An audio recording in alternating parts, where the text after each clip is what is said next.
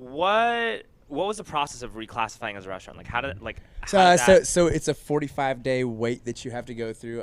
We initially had a mixed beverage permit, so we were operating just solely as a bar. 50%, 51% was coming through the liquor sales for sure.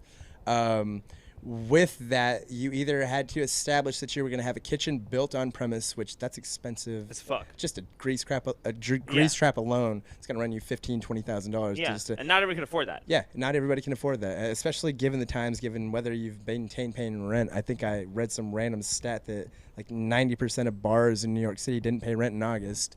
So how are you going to just buy a $15,000 grease trap and build an entire restaurant inside of a bar? No, you can't. They tried to change that and say that if you could establish the food truck was going to be on premise and do your food at the times, that was a feasible option. So even if you weren't at the 51%. Even if you weren't, just as long as you could show that you were going to have a food truck on premise, and you were going to try to do that. And you were going to try and do that. I think at the end of the day, they're going to try and keep you as close as a 51%, but they're going to be they have to be lenient on this. And we can't sell enough cheeseburgers to negate.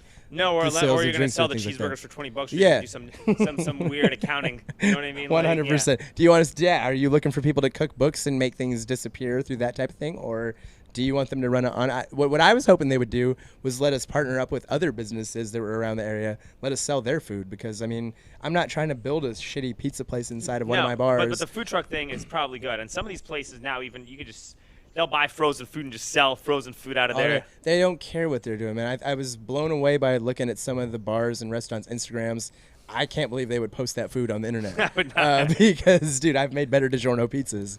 And so for me to sit here and think that, like, I was seeing hilarious memes of, like, COVID coming at people, and they just grabbed a cheeseburger and a beer and put it down, and then all of a sudden it got deflected off of the cheeseburger and the beer. Cause that's how you fight COVID, bro. Obviously, that's how it goes, man. Cheeseburgers and beers. Cheeseburgers are how you fight the coronavirus. That's a scientific fact. Yeah. And just you don't have to wear your mask at the table. You only wear your mask when you go into the restaurant, and then once you sit at your table, then you don't have to worry about COVID anymore. That's what happens. Yeah, that's another thing. If it's coming at you, sit down at a table and you're cool. Yeah, and grab a cheeseburger. Yeah, if you're lucky, just to fight it. Sit at a table, grab a cheeseburger. It's like the vampire garlic thing in a fucking steak. Yeah, no, that's how we're fighting this thing.